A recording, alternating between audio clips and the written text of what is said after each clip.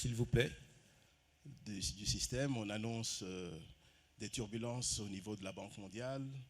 Il y a déjà les turbulences au niveau de l'USAID. Turbulences donc dans l'écosystème américain qui est un financier important du système multilatéral. Donc je voudrais savoir un peu dans quel état d'esprit tu arrives en ce moment pour la prise en charge de la Banque africaine de développement. Merci. D'abord, bonjour à tout le monde. Je suis vraiment très ravi d'être aujourd'hui à Cotonou, en République du Bénin, pour cette importante rencontre que Didier nous a habitués à organiser dans les capitales africaines à tour à tour. Donc c'est avec un grand plaisir et un grand honneur d'être parmi vous aujourd'hui et surtout d'échanger avec vous sur la question importante du financement des petites et moyennes entreprises, qui constitue quand même l'élément clé des économies africaines. Bon, par rapport à la question que vous venez de poser, je pense que nous sommes à un moment important de l'histoire de l'économie mondiale. C'est un point d'inflexion dans l'économie mondiale qui apporte des défis, mais qui aussi apporte des opportunités. Vous avez fait allusion aux coupes budgétaires qui sont proposées et qui pourraient toucher donc les banques multilatérales de développement et qui touchent déjà les bilatérales. Mais je pense aussi qu'on ne doit pas oublier l'augmentation des ressources allouées pour le secteur privé. Mais a une opportunité à saisir pour développer un partenariat, gagner, développer ses propres ressources et ne cherche pas de la charité. Et je pense que c'est une opportunité pour le secteur privé. Eu égard aux ressources abondantes que recèle le continent africain, à la démographie qui constitue une opportunité importante à saisir pour réellement opérer la transformation structurelle des économies africaines dont tout le monde parle. Qui éventuellement pourront affecter un peu la Banque africaine de développement, surtout dans sa fenêtre concessionnelle. Mais comme ce matin, les discussions ici ont touché le fait qu'il y a beaucoup de capital au niveau mondial qui cherche des lieux pour atterrir. Mais en grande partie, il y a une question de confiance, une méconnaissance du risque, parce que je pense que pour l'Afrique, il y a quand même une méconnaissance du risque africain. C'est pour ça que tout ce débat d'avoir des institutions africaines qui connaissent le risque africain, quand on voit l'exemple de Bloomfield avec Stan Zeze, en dehors du fait qu'il y a une méthodologie de risque, il y a le fait de connaître le risque africain. Et ça, pour connaître le risque africain, ça ne s'invente pas, on le connaît en le fréquentant et en pouvant l'analyser. Donc, il me semble qu'il va falloir ramener à la table, en tout cas pour le secteur privé, les fonds de pension dans le monde, et surtout aux États-Unis, que généralement vont surtout pour les BlackRock et ces grandes institutions.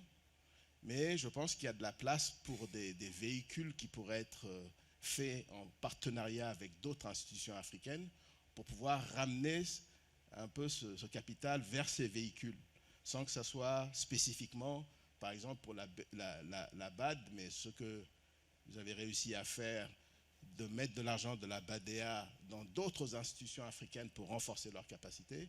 Donc je me dis, est-ce que dans ta stratégie, tu penses qu'il y a de la place pour des véhicules innovants qui seraient construits avec d'autres institutions africaines pour ramener ce capital? Absolument. Je pense que c'est un moment pour réformer l'architecture financière du continent. Aujourd'hui, on a une multitude d'institutions avec des mandats différents, mais aussi souvent parfois de la concurrence et parfois même un manque de coordination et un manque de synergie. Je crois que c'est une opportunité pour repenser l'architecture financière africaine, une redéfinition des rôles, mais surtout développer plus de synergie entre les différentes institutions. Vous avez fait allusion à l'augmentation des capitaux des institutions africaine. Je pense que le premier mandat de la Banque africaine de développement, la BAD, c'est de soutenir les autres institutions africaines. Je sais que ça a été fait, si on fait un retour en arrière et on regarde les institutions qui ont été créées, Afrexim Bank, JF, et aussi même les capitaux des banques régionales de développement. Mais je pense qu'aujourd'hui, la BAD est appelée à vigoureusement soutenir les institutions financières africaines, à contribuer à l'augmentation substantielle de leurs capitaux propres, mais aussi travailler beaucoup plus avec ces banques et aider à changer le narratif sur le risque du continent et attirer les fonds de pension, mais aussi les fonds souverains des États-Unis, d'Asie, d'Amérique latine, mais aussi du Moyen-Orient, et essayer d'apporter une nouvelle dynamique. Bon, moi, dans mon programme, je parle de multiplier par 10 le volume des financements. Je pense que ce n'est pas utopique, c'est bien à notre portée, mais ça peut être fait avec une très forte coordination entre la BAD et les différentes institutions financières, une redéfinition des rôles, une meilleure aussi meilleure répartition géographique. Et par rapport aux petites et moyennes entreprises particulièrement, nous devons les soutenir avec force. Et je suis vraiment très, très déçu par le niveau de financement qui est accordé jusqu'à présent aux petites et moyennes entreprises. Et quand bien même les banques de développement accordent des lignes de financement aux banques commerciales, souvent ces lignes ne sont pas adressées en premier lieu aux petites et moyennes entreprises et le coût n'est souvent pas aussi un coût abordable. Donc je pense qu'il est extrêmement important d'abord qu'on lève le verrou des garanties. Et c'est pourquoi je pense que l'une des innovations que la BAD doit faire, c'est de créer une agence africaine de garantie qui va fédérer tous les efforts. Je sais qu'il y a les fonds existants, le FAGAS qui est ici à Cotonou, mais il y a aussi le FSA, EGF et ATD. Mais je pense qu'on doit augmenter leurs capitaux propres. On doit augmenter de manière significative les capitaux propres de ces fonds. On doit éviter les doublons, mais on doit aussi voir quelles sont les géographies qui ne sont pas couvertes par ces fonds. Parce qu'aujourd'hui, il y a beaucoup de géographies en Afrique qui ne sont couvertes ni par l'un ni par l'autre de ces fonds. Et il est extrêmement important aussi de développer de nouvelles plateformes digitales qui permettent aux petites et moyennes entreprises d'accéder directement au financement sans même avoir besoin de garantie. Et c'est l'expérience que la BAD a engagée en Côte d'Ivoire. Et j'espère que cette expérience pourrait être élargie sur tous les pays du continent.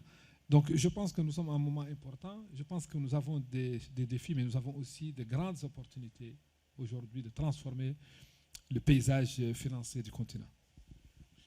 Alors bien sûr, dans notre conversation ce matin, on a beaucoup parlé de politique publique, de stratégie et de documents qui ont été faits, mais on nous a rappelé que l'un des aspects importants, c'est la mise en œuvre, l'exécution. Okay? Je suis sûr que tu arriveras à la BAD à un moment où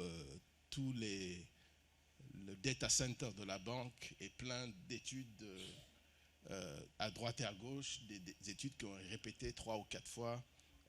Mais bon, c'est une industrie d'études qu'on connaît dans le système de l'aide internationale. Donc, la question pratique de l'approche et du style fait la différence. Donc, ce que j'aimerais un peu comprendre, c'est comment tu as réussi au niveau de la BADEA. Il faut être franc, moi je connaissais un peu, j'étais un peu dans le système, personne ne parlait de la BADEA. C'était vraiment la dernière institution à laquelle on pensait. Donc, tu as pu ramener la BADEA au centre, mais au-delà de ça, ce que j'aimerais peut-être que tu puisses nous expliquer, comment tu es pris pour pouvoir vraiment mobiliser la BADEA pour venir d'une façon dynamique en Afrique et de renfouler le capital de certaines institutions qui étaient très innovateurs, comme le cas de la BADEA. Donc, est-ce que cette approche-là que tu as vécue et qui n'était pas évident, parce qu'il faut convaincre le conseil d'administration, il faut convaincre les actionnaires de cette institution, pourrait être utilisée pour en fait multiplier par 10 cet objectif que tu as fixé. Donc, est-ce qu'il y a un enseignement dans l'approche et dans ton style pense, est clé pour ramoter tous les autres acteurs qui seraient importants pour augmenter le capital, parce qu'après tout, il s'agit ici d'aller chercher le capital et de l'augmenter scale-up pour l'Afrique. Merci beaucoup. Bon, s'il y a des enseignements à tirer de l'expérience de la BADEA au cours des 2 dernières années, c'est 3 éléments importants. Je pense que le premier élément, c'est d'avoir une équipe de qualité. Si on a une équipe de qualité, on peut tout faire. Si on n'a pas d'équipe de qualité, on ne peut rien faire. C'est tout simple. Donc, je pense que si la BADEA a pu réellement faire des progrès remarquables au cours des dernières années, c'est le travail d'une équipe de qualité que je salue aujourd'hui ici, et une équipe dont je suis vraiment très fier. Et je pense que le succès de la BAD dépendra de l'équipe de management qui va la diriger. Deuxièmement, je pense que l'élément important, c'est d'avoir la confiance des actionnaire. Il faut vraiment être très transparent avec les actionnaires, mais aussi ne pas avoir peur de leur dire la vérité. Et je pense que cette confiance et cette vérité conduisent souvent à faire accepter les réformes qui peuvent paraître au début assez ambitieuses, mais qui finissent toujours par aboutir avec un peu de persévérance et de clarté, de transparence. Et je me rappelle à mon arrivée à la BADEA, quand je parlais à certains de mes collaborateurs de certaines ambitions, et ils me regardaient avec un sourire qui en disait long sur leurs pensées profondes. Ils pensaient que j'étais un peu utopiste. Mais aujourd'hui, avec le chemin parcouru, on se rend compte quand même que cette démarche avec les actionnaires est payante. Il faut être transparent, mais il faut dire la vérité et insister pour aller dans la bonne direction. Je pense que le troisième élément qui est critique, c'est les partenariats. Il faut s'ouvrir sur tout le monde, il faut parler à tout le monde, il faut écouter tout le monde pour comprendre qu'est-ce qu'ils attendent de vous et qu'est-ce que vous pouvez leur apporter et qu'est-ce qu'ils peuvent vous apporter. Et je pense que c'est ce dialogue qui est très important, qui permet réellement d'avancer. Parce que si vous avez des idées prédéterminées, moi je fais ça, personne ne vous écoutera. Mais si vous écoutez les autres, vous savez de quoi ils ont besoin. Il ne faut pas offrir aux gens des choses dont ils n'ont pas besoin. Donc je pense que ce dialogue-là est extrêmement important. C'est pourquoi dans le cadre de mon programme et de ma vision pour la BAD, j'ai prévu les 100 premiers jours de larges concertations avec tous les acteurs, pour les écouter, pour savoir comment je peux exécuter ma vision sur la base de leurs priorités et de leurs capacités, qu'est-ce qu'ils peuvent apporter aussi à la BAD pour l'exécution de cette vision. Donc je pense que ce dialogue ouvert, transparent, est extrêmement important. Très bien. Et bien sûr, il y a la question de, quand on parlait tout à l'heure du financement, la problématique de l'equity. Je pense qu'on est en train de trouver de plus en plus de solutions par rapport à la dette.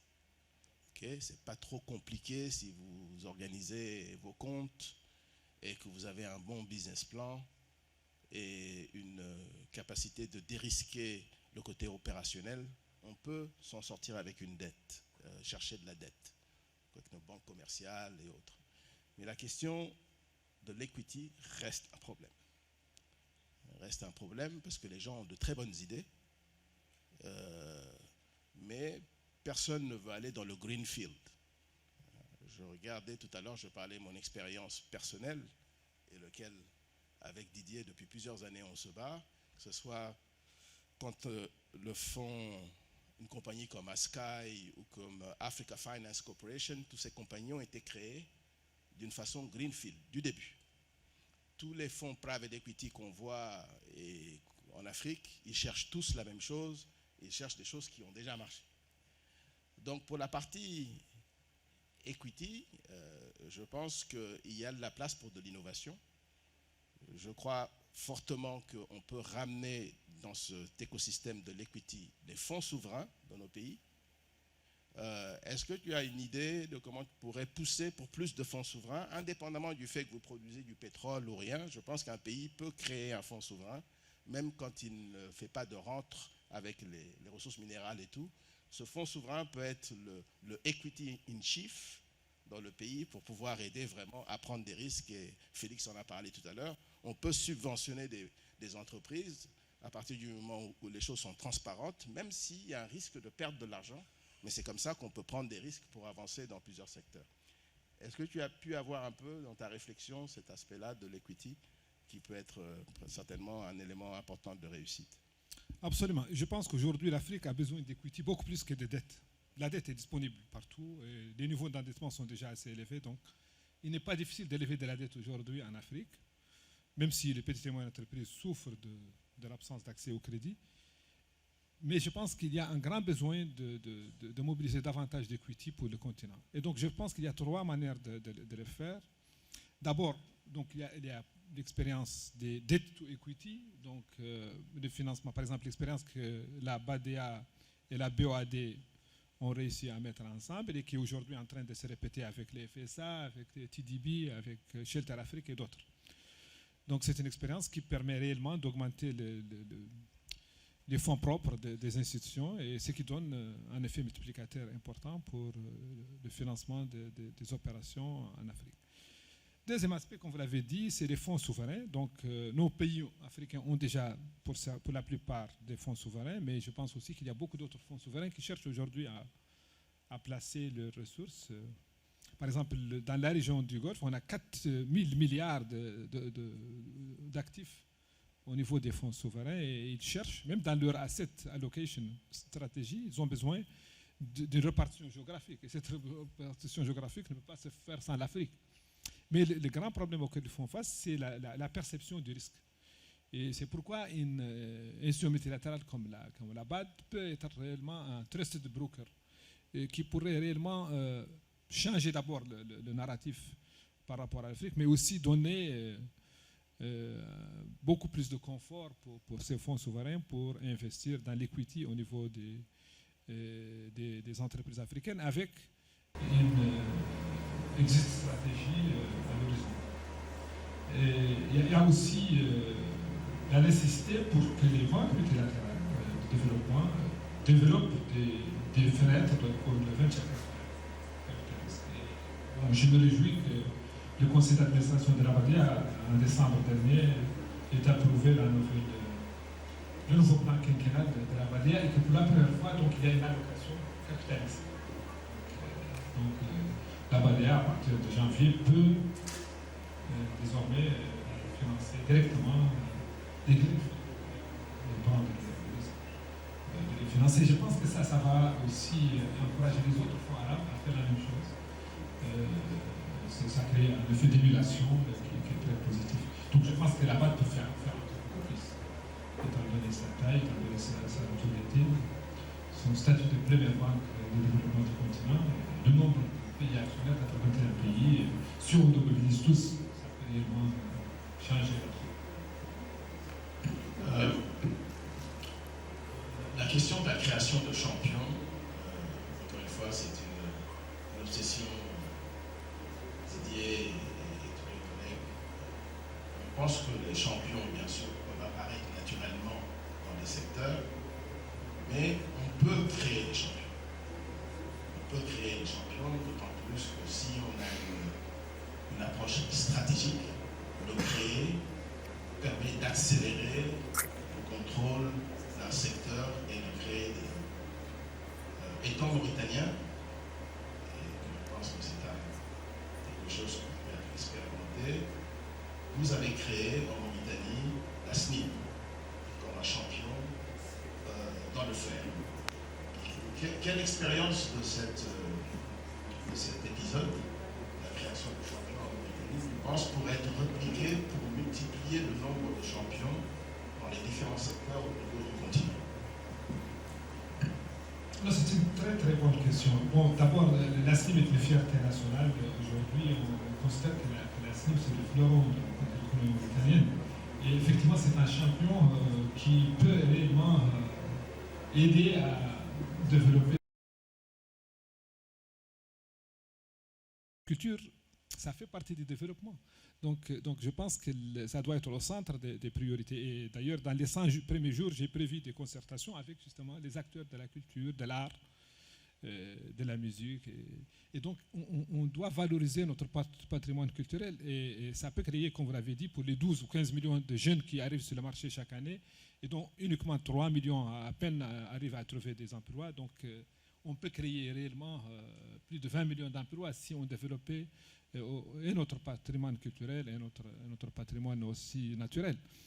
Et je pense qu'on ne doit pas avoir une vision du développement qui se limite un peu à ces projets traditionnels que les bailleurs de fonds font depuis 1945.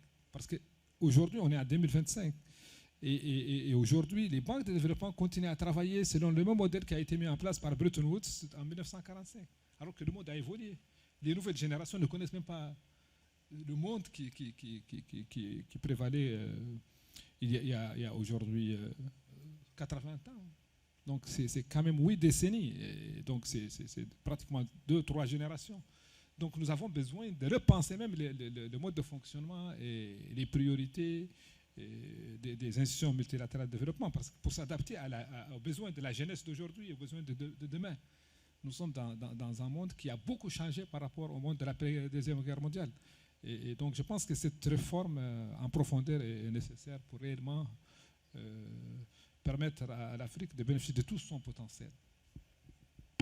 D'accord. La culture, c'est aussi être à l'heure, hein, et d'avoir la notion du temps. Donc j'aimerais demander à tout le monde qu'on puisse applaudir l'ex-président de la BADEA et le futur président de la BAD. Merci beaucoup. Didier, suggestion?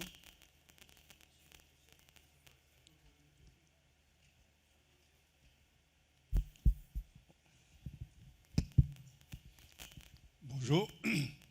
Alors, je suis Stanislas Zézé, PDG de Bloomfield, agence de notation financière, et par ailleurs, on a un cabinet d'intelligence économique. Alors, deux petites questions. La première, c'est aujourd'hui, on a 2 agences de notation financière sur le continent, Bloomfield et Agusto. Bloomfield existe depuis 18 ans, Agusto depuis 26 ans. La BAD n'a jamais travaillé ni avec Agusto, ni avec Bloomfield. Non seulement pour sa notation elle-même, pour symboliser que la Banque africaine de développement travaille avec ses propres institutions. Paolo l'a dit tout à l'heure, nous maîtrisons mieux le risque sur le continent. Et la deuxième chose, pour ces risques de contrepartie. Ça, c'est la première question. Qu'est-ce qui va changer quand vous deviendrez le prochain président de la BAD? Et la deuxième question, c'est sur les equity. Alors, on comprend que dans notre environnement, les banques sont structurées pour financer le développement des entreprises, pas l'amorçage et la période de l'amorçage à la vitesse de croisière. On va avoir des discussions pendant 20 ans sur le sujet, ça restera la même chose. La logique de créer des fonds d'investissement qui ont pour vocation d'accompagner sur le renforcement des capacités et le financement à travers l'equity, pour moi, est la solution des PME dans notre environnement. Je sais que la Banque africaine de développement met des fonds dans des equity, dans des fonds d'investissement, mais des fonds d'investissement généralement qui investissent dans de gros projets d'infrastructure. Est-ce que, en tant que président de la BAD, vous estimez qu'aujourd'hui, il est important d'encourager la création de fonds d'investissement à tickets correspondant à la réalité de nos PME, c'est-à-dire, si on parle en CFA de 50 millions à 2 milliards, encourager la création de ces fonds-là, et la BAD mettrait, à travers un guichet, financerait ces fonds d'investissement qui vont financer les PME sur le continent et résoudre une bonne fois pour toutes le problème du renforcement de la capacité des... Je commencerai par dire merci beaucoup, puisque comme vous le savez, nous sommes de la Banque Ouest Africaine de Développement, et je peux dire que votre appui pour notre augmentation de capital, bien évidemment, nous a permis, nous, de pouvoir augmenter notre capital risque. Et quand on parle d'augmentation de capital risque, c'est de pouvoir, bien évidemment, appuyer beaucoup plus le secteur privé, mais également dedans les PME-PMI. Je voudrais juste revenir sur un point extrêmement important que vous avez évoqué, c'est la partie garantie. Moi, j'ai l'habitude de dire que la meilleure garantie pour un projet, c'est sa qualité intrinsèque. Il faut vraiment que le projet d'abord puisse se défendre. Mais aujourd'hui, pour pouvoir promouvoir les PME-PMI, vous avez dit une phrase qui me paraît extrêmement importante, c'est de lever le verrou de la garantie. Ça veut dire qu'aujourd'hui, dans notre zone, malgré le fait qu'on ait créé quand même beaucoup d'instruments de garantie, le président l'a cité tout à l'heure, nous n'avons pas encore atteint le seuil critique qui nous permette d'avoir la masse de fonds qui pourraient adresser beaucoup plus de risques. Et moi, je donne toujours l'exemple de ce que j'ai vu dans d'autres écosystèmes, notamment la France. Et étant passé par HSBC, quand nous voulions financer des PME-PMI, on avait un mécanisme qui s'appelait OSEO, maintenant c'est devenu la BPI. À chaque dossier de PME-PMI, j'avais la chance d'avoir 50% garanti par ce mécanisme. Mais c'est un mécanisme mis en place par un État. Ça veut dire qu'aujourd'hui, par la BAD ou par le biais d'une fédération d'États, on devrait pouvoir justement avoir beaucoup plus de fonds qui devraient aider ces PME-PMI à s'endetter. Parce que quand on parle de tarification même avec les banques, une chose est sûre, c'est c'est en fonction du risque. Le taux, il est élevé parce que le banquier considère que le risque est élevé. Mais si vous amoindrissez ce risque avec un mécanisme de garantie beaucoup plus périn et fondamentalement doté en ressources, je pense que là, on aura fait un pas vraiment énorme. Et vous l'avez dit, les fonds de garantie ont des limites, il faudra certainement les renforcer, mais créons un véhicule beaucoup plus approprié pour notamment, ne serait-ce que prendre à 50, 60, comme vous voulez, le risque sur les PME-PMI. Et vous verrez que les banques auraient beaucoup plus d'appétit à le faire de façon un petit peu mécanique. Donc j'aimerais bien, par rapport à ce que vous avez dit tout à l'heure, savoir qu'est-ce que vous avez comme idée sur ce point de lever le verrou de la garantie. Merci, Monsieur le Président. Je pense qu'on a une autre session tout à l'heure, donc on va s'arrêter aux deux questions. D'accord. Donc d'abord par rapport aux agences de notation. Et aujourd'hui, tout le monde s'accorde à dire que le risque africain est surestimé. Tout le monde exagère un peu le risque africain et c'est pourquoi le pricing est toujours très très élevé. Et ça a une raison. D'abord, la méconnaissance de l'Afrique. Les investisseurs et les agences de notation internationale ne connaissent pas tellement bien l'Afrique. Et aussi le narratif qui est véhiculé par les médias sur le continent. C'est tout l'avantage d'avoir des agences de notation africaines et je me demande pourquoi une nation comme la BAD n'a pas travaillé avec les agences de notation africaines, ce qui me surprend beaucoup, mais je trouve que personnellement, ce sera l'une de mes priorités de travailler en étroite collaboration avec les agences de notation africaines, parce qu'elles sont mieux placées pour comprendre les risques africains. Elles utilisent les mêmes méthodologies et les mêmes types d'analyse. Donc je ne vois pas de raison pour qu'on ne travaille pas avec ces agences. Plutôt, elles doivent avoir la priorité par rapport à toutes les autres. Maintenant, s'agissant des questions d'equity, il va falloir évaluer les expériences passées que la BAD en particulier a eu à financer et voir comment aussi travailler beaucoup plus avec les banques régionales. Parce que je pense qu'elles sont beaucoup plus proches aussi que la BAD, elles sont beaucoup plus proches des clients. Donc je pense qu'il faut travailler avec ces banques régionales et je suis tout à fait d'accord que créer des véhicules spécialisés pour aider la prise de risque, surtout sur les questions d'equity pour les greenfields, je pense que c'est tout à fait indiqué. Mais moi, j'y travaillerai beaucoup plus avec les banques régionales qui sont beaucoup plus proches de la réalité sur le terrain et qui ont une présence géographique beaucoup plus grande que la BAD. Maintenant, par rapport à la question de la levée des verrous, moi, l'idée que j'ai, c'est de créer, d'abord, travailler, faire un mapping aujourd'hui des interventions des FSA, du FAGAS, de l'EGF. Aujourd'hui, par exemple, il y a certains pays qui sont couverts par le FAGAS et l'FSA, alors qu'il y a d'autres pays qui ne sont pas couverts ni par l'un ni par l'autre. Donc il faut d'abord qu'on réorganise la géographie d'intervention de ces fonds et qu'on renforce leurs capitaux propres, mais qu'aussi la BAD crée une institution de garantie qui va être le réassureur. Et ça peut être fait avec Africaré, parce que la BAD a créé Africaré. Donc la BAD peut travailler avec Africaré, travailler avec MIGA, travailler avec le Lloyds, pour créer un véhicule qui va être là pour offrir de la réassurance pour les fonds de garantie qui, eux, doivent avoir des vocations beaucoup plus régionales et être des institutions de proximité et travailler avec les fonds nationaux. Donc chaque pays doit avoir son fonds de garantie aussi. Et donc je pense que c'est cette architecture-là qui manque. Et il y a des gaps qu'il faut combler. Il y a un manque de capitalisation qui est là.